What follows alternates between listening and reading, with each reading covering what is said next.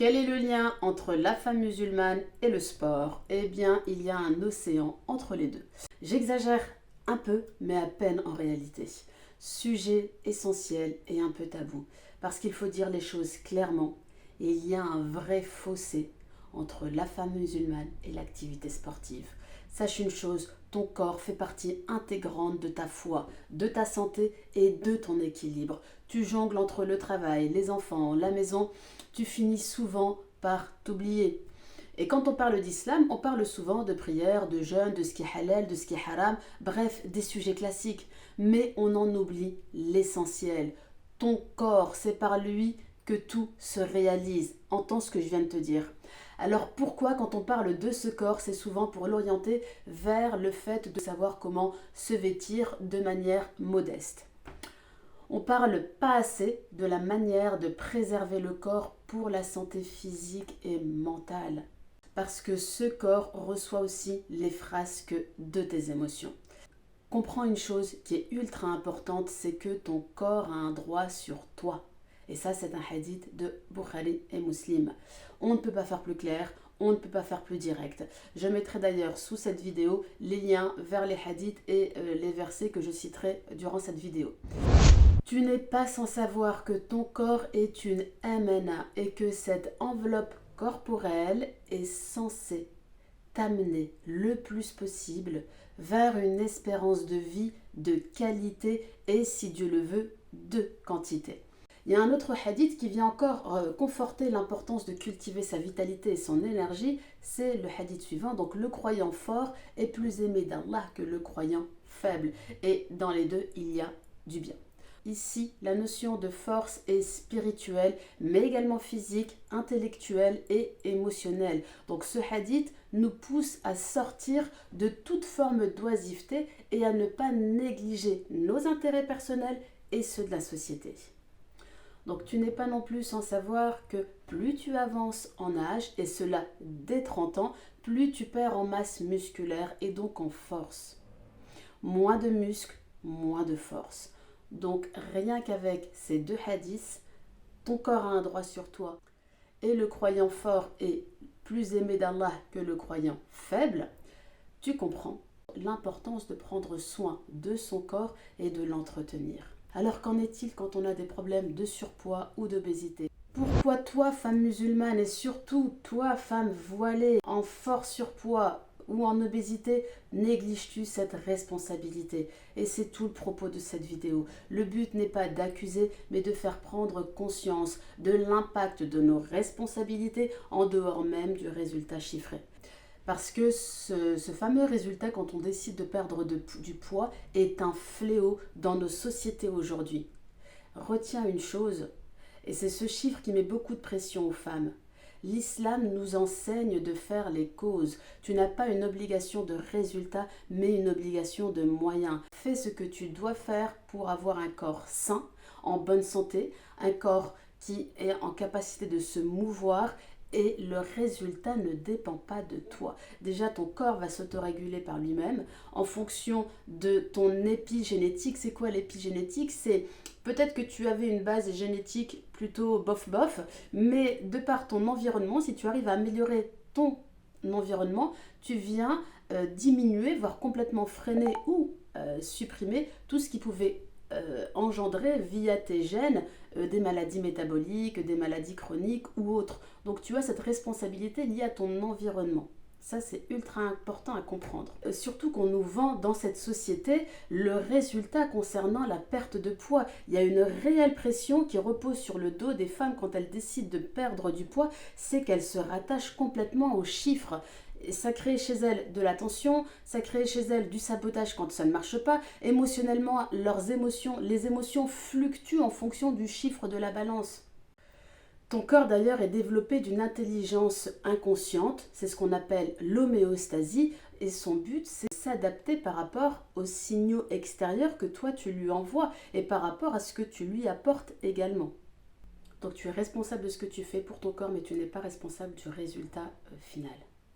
C'est comme si tu passais ta vie à bien t'alimenter, à faire tout ce qu'il fallait pour être en bonne santé et que tu estimais, que le résultat, c'est que tu ne sois atteinte d'aucune maladie. Ça ne se passe pas comme ça. Tu peux manger sainement, tu peux faire attention et finir avec un cancer. Donc toi, ton objectif, c'est de faire les causes, mais ta destinée, ce que Dieu t'a réservé et ce que ton corps est capable de produire en termes de résultats n'est pas de ton ressort. Donc détache-toi du résultat, surtout concernant le travail au niveau du corps. J'insiste là-dessus. On va parler ici des moyens à mettre en place pour améliorer ta santé et le fonctionnement de ton corps d'un point de vue ici du sport. On verra également les défis de notre communauté face à la pratique sportive en Occident. Et dans cette vidéo, on va parler des blocages culturels de la pudeur et des croyances limitantes et surtout de comment retrouver le plaisir de bouger. Pas pour maigrir vite, mais pour redevenir forte, vivante et alignée. Avant de commencer, je t'invite à télécharger ma série de 3 e-books gratuits pour t'aider à travailler sur ton alimentation et dans le respect de ton corps et de ta foi. Tu trouveras le lien juste sous cette vidéo. Je suis Aziza Najib, thérapeute minceur. Depuis plusieurs années, j'accompagne les femmes, musulmanes essentiellement, à se réconcilier avec leur corps et à sortir d'une relation toxique à la nourriture, à retrouver une santé durable sans régime, sans culpabilité et en accord avec les valeurs spirituelles. Alors si tu te reconnais dans ce que je viens de dire, reste bien jusqu'à la fin parce qu'on va parler vrai et tu vas voir que le sport et la foi, loin de s'opposer, peuvent devenir les 2 piliers d'une même transformation. On commence par l'héritage culturel du non-sport. Et oui, madame, le poids de la culture maghrébine sur les femmes de ma génération. Donc là, je vais plutôt mettre un cadre, c'est la génération autour de 35-50 ans. Soyons honnêtes, dans beaucoup de familles, le sport n'a jamais fait partie du quotidien. On nous a appris à être sérieuse, à être disponible, à être utile aux autres, mais pas à bouger pour nous-mêmes. Et ce conditionnement, on le paie aujourd'hui.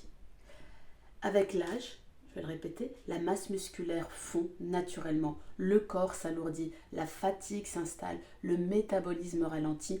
Beaucoup de femmes musulmanes, après plusieurs grossesses, se sentent fatiguées, alourdies, déconnectées de leur corps. Les études montrent qu'après 30 ans, on perd environ 1% de muscles par an si on ne bouge pas régulièrement. C'est énorme. Et cette perte musculaire augmente le risque de diabète, de surpoids et même pour certaines de dépression. Alors pourquoi on n'utilise pas la carte sport pour améliorer tout ça? Et d'ailleurs, Allah nous le dit dans le Coran, et ne vous jetez pas par vos propres mains dans la destruction. La référence également sous cette vidéo.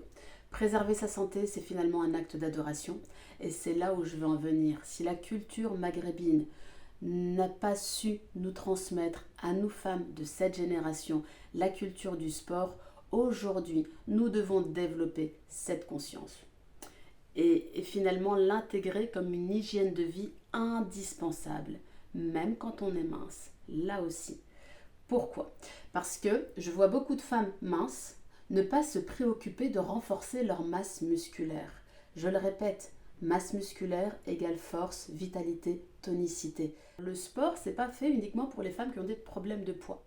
Donc je te le rappelle, plus on avance en âge, plus on perd de la masse musculaire, que l'on soit mince ou forte. Donc le sport, si on prenait le sport comme une forme d'adoration, prendre soin de son corps, c'est honorer la création d'Allah. C'est dire finalement merci à son créateur pour la force, pour la mobilité, pour l'énergie qu'il nous donne. Le prophète, sallallahu alayhi wa sallam, encourageait la natation, la course, l'équitation, le tir à l'arc. Ce sont des activités qui demandent de la discipline, de la coordination et de l'endurance. Aujourd'hui, la science rejoint cette sagesse. Le sport équilibre les hormones, améliore le sommeil, réduit le stress, renforce le cœur et bien d'autres choses qui font du bien au corps. Le défi des femmes d'aujourd'hui, des femmes musulmanes aujourd'hui en Occident, effectivement, c'est les salles 100% féminines, ça ne court pas les rues. Donc je t'invite, une fois que tu as fait l'inventaire, parce que là c'est ta responsabilité d'aller chercher s'il n'y a pas des salles 100% féminines, si tu n'en trouves pas, ou alors elles sont beaucoup trop loin pour toi, je vais te donner quelques conseils pour pouvoir t'adapter parce qu'on vit dans un pays laïque et en tant que musulmans, nous devons aussi nous adapter à la société. Et donc, je vais te donner dans cette vidéo quelques petits conseils qui vont te permettre de pouvoir pratiquer une activité physique, sportive dans une salle de sport mixte sans travestir tes valeurs religieuses. D'abord, ta tenue vestimentaire, large, non transparente. C'est ce qu'on nous demande en islam par rapport aux tenues vestimentaires. Okay, donc là, un bon jogging bien large et un t-shirt ample et l'affaire est réglée. Dans une salle de sport, les hommes occupent beaucoup ce qu'on appelle les plateaux. Donc c'est les endroits où se trouvent les machines pour travailler, les machines de musculation. Okay, nous, ce qui nous intéresse, et c'est là où moi je t'invite, c'est à participer aux cours collectifs. Les cours collectifs sont 80 à 100% fréquentés par les femmes. Et plus tu t'y habitues, plus tu repéreras les créneaux où il n'y a quasiment que des femmes. Tu peux aussi choisir selon les salles, les séances selon les coachs. Et là, tu peux choisir des coachs femmes. Et même si c'est un homme, il n'y a rien d'inconvenant. Il t'indiquera simplement comment éviter une blessure. En gros, j'essaie de t'expliquer que même si tu es dans une salle où il y a 100% de femmes, mais que le coach est un homme, il ne te touchera pas, il n'y aura pas forcément de contact physique. Je sais que c'est ce qui vous inquiète, vous mesdames. Si vraiment tes mouvements sont dangereux, il viendra t'aider à les corriger, pas forcément en te touchant, mais si c'est nécessaire, te positionner. Il n'y a rien de mal en soi. Ok ?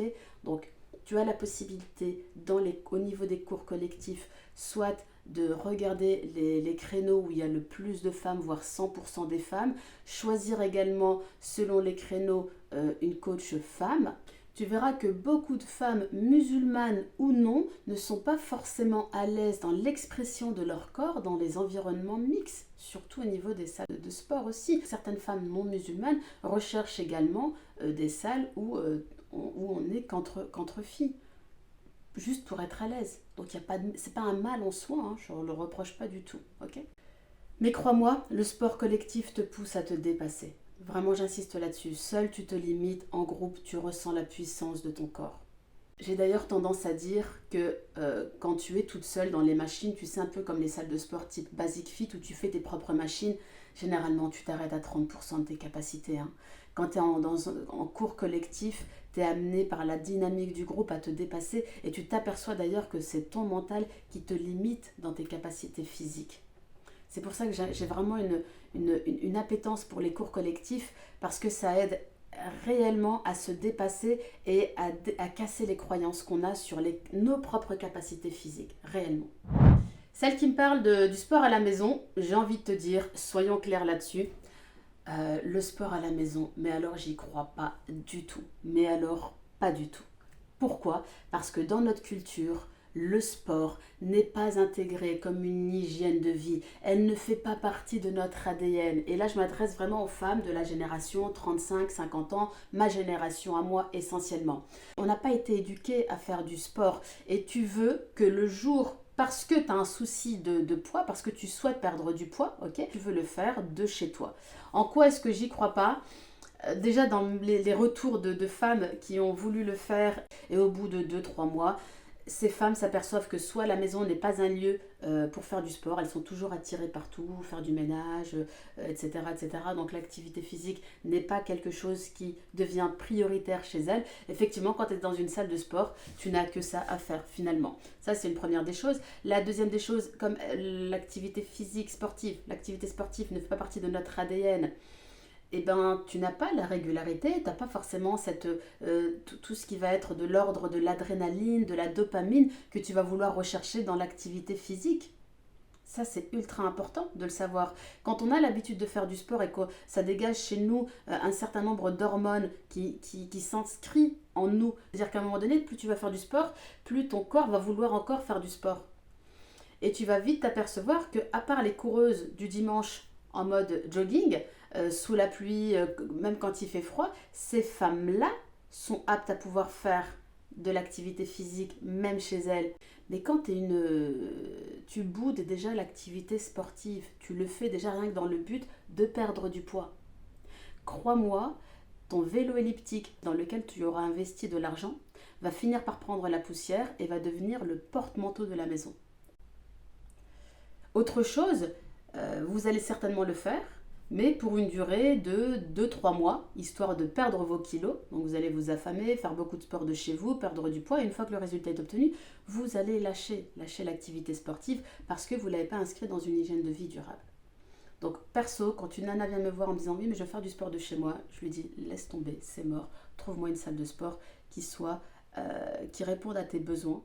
Voilà les vrais conseils qui vont t'aider à t'acclimater dans un environnement certes mixte, mais où tu peux quand même trouver ton compte. Si le sport n'a jamais fait partie de ton éthique de vie, tu ne seras pas régulière toute seule. Seule, tu es rarement à plus de 30% de tes capacités. Un cours de 50 minutes avec un coach et un groupe te fait aller 10 fois plus loin. Tu ressens la puissance de ton corps et tu réalises que ton vrai blocage, ce n'est pas ton potentiel, c'est ton mental. Maintenant, comment trouver le bon équilibre? Ok, je vais te donner là également quelques conseils. Tu revois ton intention. Pourquoi est-ce que tu fais du sport? Pas juste pour perdre du poids, mais pour entretenir ton enveloppe corporelle et répondre à un acte d'adoration. Trouve un compromis réaliste, parce que finalement le vrai problème c'est de trouver du temps pour aller faire du sport, d'avoir le budget pour aller faire du sport, au-delà même de cette notion de mixité. Une fois que tu as renouvelé ton intention, que tu as trouvé un bon compromis, choisis les vêtements de sport modestes. Comme je te l'ai dit, l'islam nous demande des vêtements amples et non transparents. Un jogging noir ample, un grand t-shirt à manches longues, c'est ça les codes vestimentaires, point final. Et cherche à être à l'aise. Tu y vas pour transpirer, pour travailler ton cardio et renforcer ta masse musculaire. Tu peux être sportive et pudique, musulmane et performante. Ces deux mondes ne s'opposent pas, ils s'harmonisent, même dans un environnement où il y a la mixité. Ton corps a un droit sur toi, ne l'oublie pas. Bouger, c'est honorer ce droit, c'est un acte de foi, de gratitude et d'amour pour ce corps qu'Allah t'a confié. Alors fais ce rendez-vous avec toi-même, pas pour plaire, pas pour maigrir vite, mais pour redevenir vivante, forte et alignée.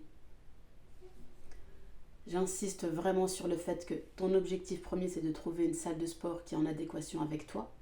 Mais si tu ne la trouves pas pour diverses raisons, adapte-toi.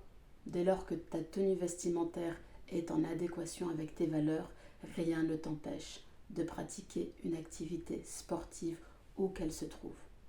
Wallahu alam. Si cette vidéo t'a parlé, partage-la. Abonne-toi à Mincir Éthique parce que prendre soin de soi, c'est aussi prendre soin de sa foi.